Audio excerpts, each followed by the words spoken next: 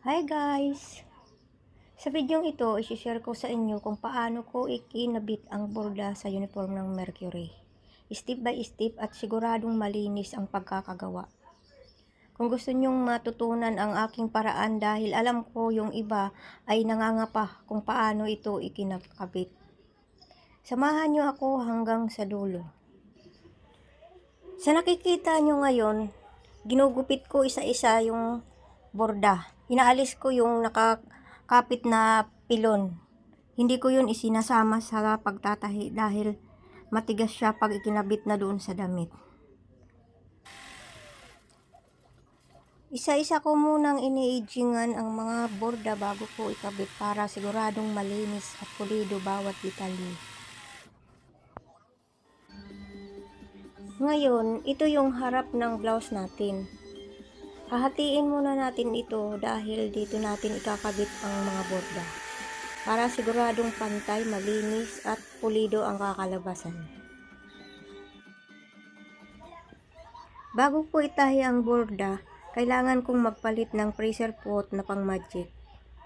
Hindi ako gumagamit ng ordinary pot dahil hindi ganun kaganda ang kakalabasan. At ngayon, pagtaubin natin ang good side ng tela at borda. Bago pasadahan, make sure na 1/4 yung lalampas doon sa ilalim at alalay ang pasada. Ang tekniko dito, inaninag ko lang yung 1/4 na alawan sa ilalim para hindi na ako silip ng silip. Ganun lang din ang gawin doon sa kapartner ng blouse.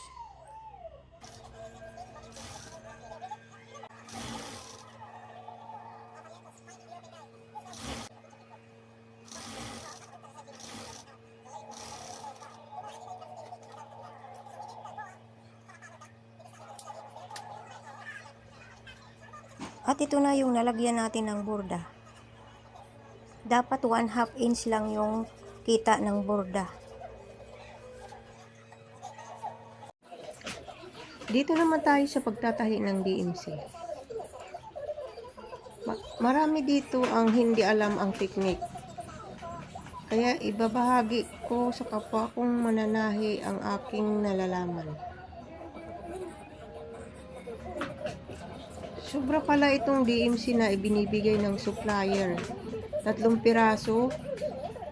Kasya na ito sa 6 na blouse. Kaso ang binigay ay 6 na pirasong DMC. Ang dami ko na tuloy naka-stock dito sa bahay.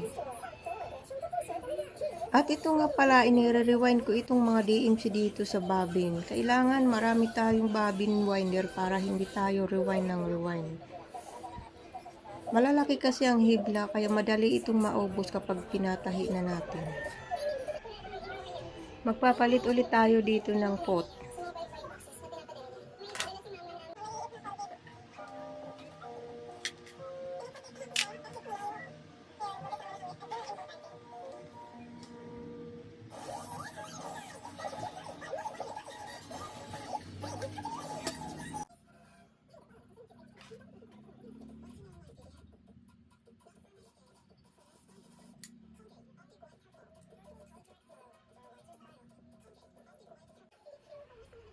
Ngayon, tahiin na natin ang ating borda. Ang ginawa ko dito, inilagay ko sa ilalim ang good side at nasa ibabaw naman ang bad side ng blouse.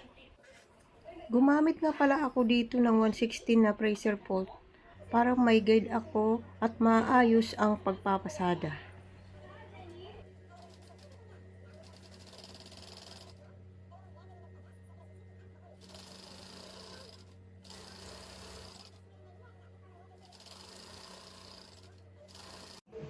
At ito na ang kinalabasan ng ating ginawa.